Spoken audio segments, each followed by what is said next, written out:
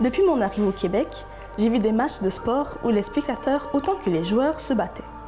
D'ailleurs, les commentateurs sportifs ne négligeaient pas de provoquer le tout en employant des termes tels que « les deux équipes se confrontent ce soir »,« les attaquants contre la défensive »,« des hostilités ont démarré entre les deux clans, la guerre des tranchées ».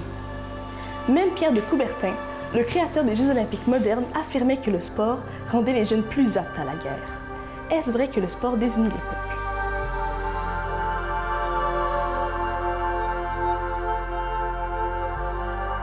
Lors de mon séjour assis sur la télé, je me suis rendue chez des partisans français et croates lors de la finale de la Coupe du Monde FIFA 2018 pour en avoir le cœur net.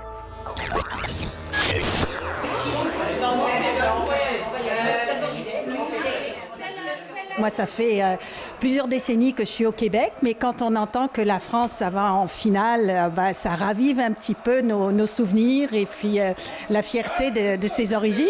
Et puis aussi de pouvoir partager avec les Québécois de souche.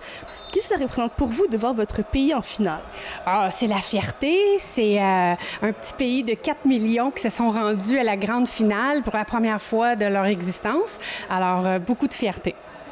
Aujourd'hui, je suis chez ma collègue et amie Julia, qui, elle, est d'origine croate. Alors, on se taquine, ça fait l'occasion aussi de faire mieux connaître nos différentes cultures.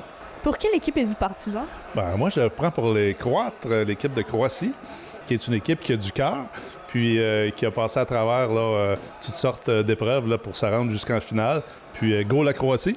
Laissez l'interview et puis allons supporter la France.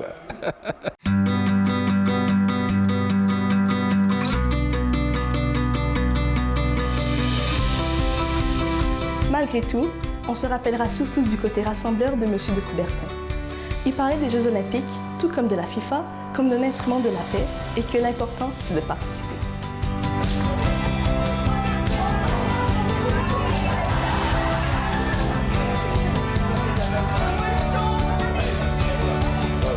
On est chez des amis, Julia, croate. On a bien mangé des saucisses croates. Donc, le fair play, on a gagné, mais quand même, on est avec elle. Malheureusement, la Croatie n'a pas gagné la Coupe du Monde. Mais qu'avez-vous appris aujourd'hui? C'est que c'était la Croatie qui avait la balle plus que la moitié du temps, puis ils n'ont pas été capables. Puis les Français, oui, ils ont eu des buts, mais il y en a 2 de ces buts-là que c'est à cause des petites fautes de la Croatie. Alors, c'est les Français, bravo les Français, mais on a bien joué, puis je suis fière des Croates. Finalement, ce sont les Français qui ont remporté la Coupe du Monde. Mais au bout du compte, tout le monde en sort gagnant.